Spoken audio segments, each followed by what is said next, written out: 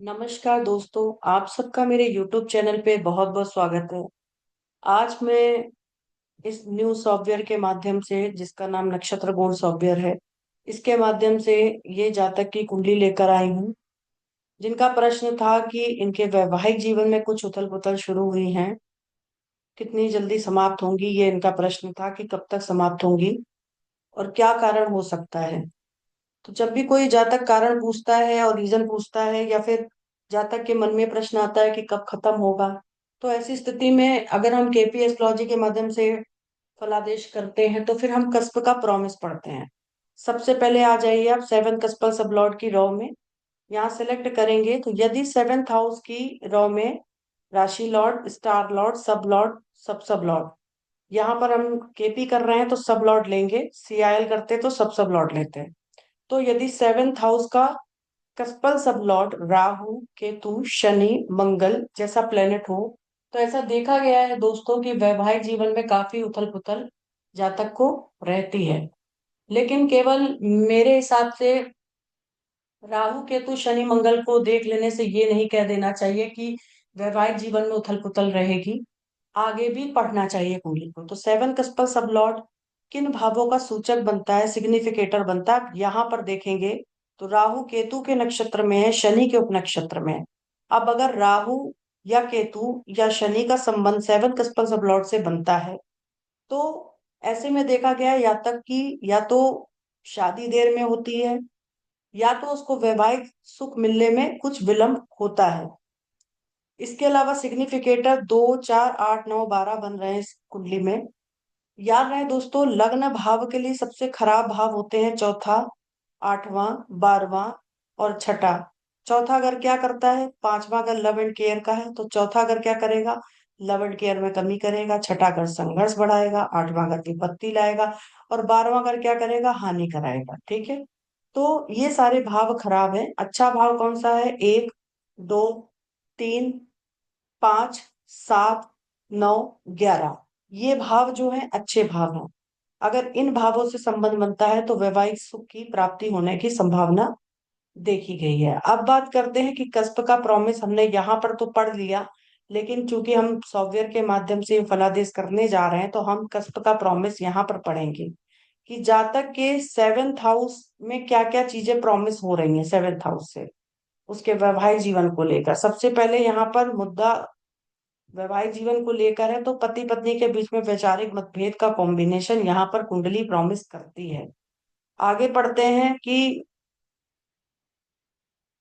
वैवाहिक जीवन में किसी प्रकार की समस्या का भी प्रॉमिस यहाँ पर कुंडली करती है। क्योंकि आप यहाँ पर देख पा रहे हैं 2, 3, 4, 6, 8, 10, 11 भाव का सिग्निफिकेटर बनता है सेवन पर सब लॉर्ड। राहु है अपने नक्षत्र के थ्रू, अपने उपनक्षत्र के थ्रू सिग्निफिकेटर जिन जिन भावों को बन रहा है। आप देखेंगे ग्रीन वाले पॉजिटिव हैं, जो भी रेड है ये नेगेटिव है। तो 2, 6, 10 भाव नेगेटिव हैं। 4, 8 भाव यहाँ पर जो कि कह सकते हैं कि ये पूरी तरह से ना फेवर कर रहे हैं, ना ही अच्छे हैं, ना ही बुरे हैं बोल सकते हैं, पर ये भी खराब ही भाव है, क्योंकि आठवां घर विपत्ति है। चौथा घर भी विपत्ति के लिए माना जाता है, और चौथा घर जो कि पंचम का 12वां घर है, तो ये प्रेम संबंधों में कमी, संतान प्राप्ति में दिक्कतें, ये सब देता है। तो आपने यहाँ पर देखा कि वैवाहिक जीवन में समस्या का प्रॉमिस कुंडली करती है। बात करते हैं केतु में सूर्य की अंतर्दशा में, ये मेरे पास ये जातक की कुंडली आई थी, तो हम इस टाइम पर देखेंगे कि जातक की जो दशा प्रॉमिस है वो क्या करती है। क्या यह दशा किसी प्रकार का तलाक, क्योंकि दिमाग में जब लड़ाई झगड़े होते हैं तो सीधे यही आता है कि क्या किसी प्रकार का तलाक का प्रॉमिस करती है, तो देखेंगे तो तलाक का प्रॉमिस नहीं कर रही है। आगे बढ़ते हैं।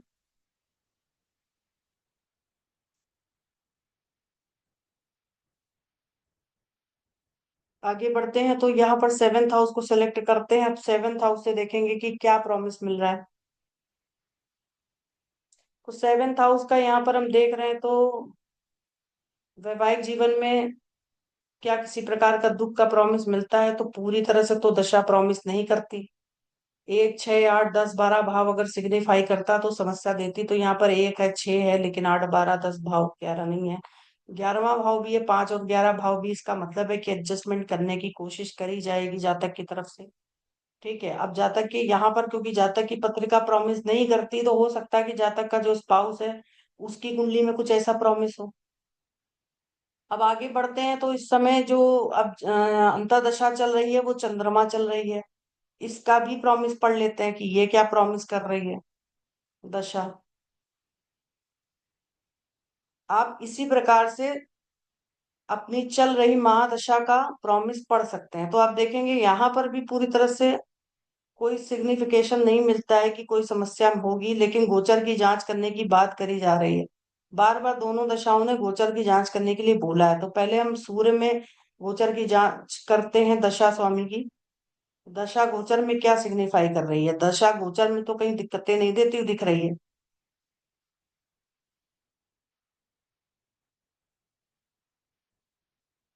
तो आप देखेंगे 1 6 भाव 12, 1 6 भाव 10, 1 12।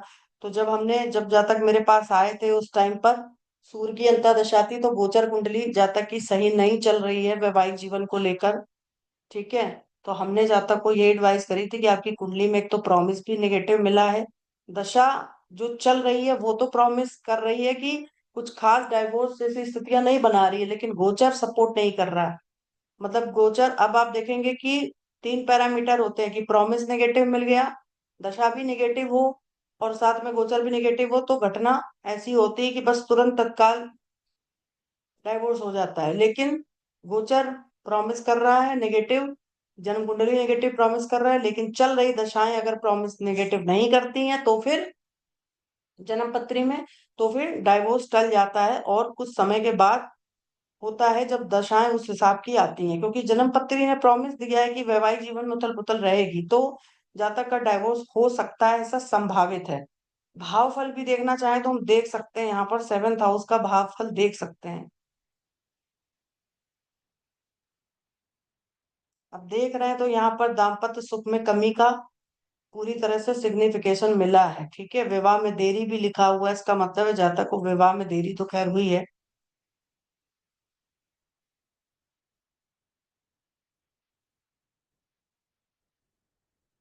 ये सॉफ्टवेयर आपको ऑटोमेटिक सब चीजें निकाल के बताता है, प्रिडिक्शन देता है। तो आप अगर केपी के बिगनर हैं तो आपके लिए सॉफ्टवेयर बहुत अच्छा है। वैसे भी आप ले सकते हैं, अगर आपको कभी हमारे जो कस्टमर हैं उनको कुंडली बनवाने का शौक होता है, तो अगर कुंडली वो बनवाना चाहते हैं तो वो बनवा सकते हैं। ठीक है, तो कुल मिला के यहाँ पर जन्म पत्री में हम मैं आपको यही दिखाना चाह रही थी कि प्रॉमिस मिला। अब हमने डाइवोर्स का प्रॉमिस कर पढ़ने की कोशिश करी, तो यहाँ पर हमें फिलहाल भावफल में नहीं दिखाई दिया। अब बात करते हैं कि कस्प प्रॉमिस में भी हम डाइवोर्स पढ़ सकते हैं, अगर पढ़ना चाहें तो। यहाँ भी हो सकता है कि कस्प प्रॉमिस में हमको डाइवोर्स का प्रॉमिस मिल रहा है कि नहीं, देख लेते हैं एक बार।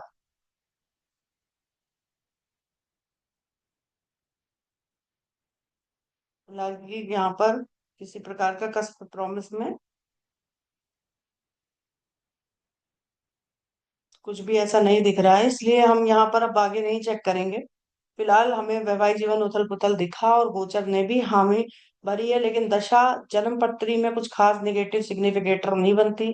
4 10 11 भाव यहाँ पर दोनों में वैचारिक मतभेद, क्योंकि आपने देखा था 4 10 11 भाव वैचारिक मतभेद लाते हैं, तो वैचारिक मतभेद आ सकते हैं। लेकिन आगे मंगल की अंतर्दशा आने वाली है, क्या मंगल की अंतर्दशा जातक के वैवाहिक जीवन में कोई समस्या ला सकती है?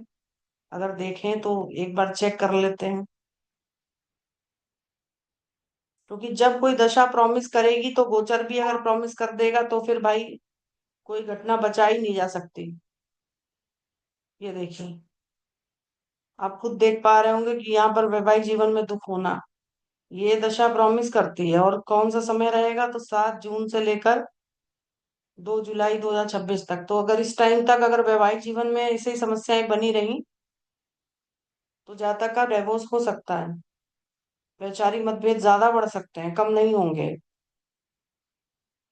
ये देखिए, इस टाइम पर क्या तलाक भी प्रॉमिस कर रही है, तो आप देख पा रहे हैं कि हाँ, दशा जो है वहां पर तलाक का प्रॉमिस दे रही है, तो मंगल की अंतर दशा ज्यादा खतरनाक साबित होगी।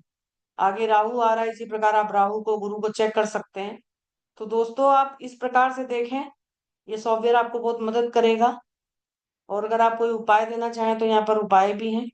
दाम्पत्य जीवन में मधुरता लाने के लिए कौन से उपाय करने चाहिए, ये सारे उपाय भी दिए हैं, रत्न भी दिए हैं। आशा करते हैं आपको वीडियो अच्छा लगा होगा। जिनको कुंडली दिखवानी है, चेक करवानी है, वो चेक करा कर सकते हैं, पर चार्जेस अप्लीकेबल हैं।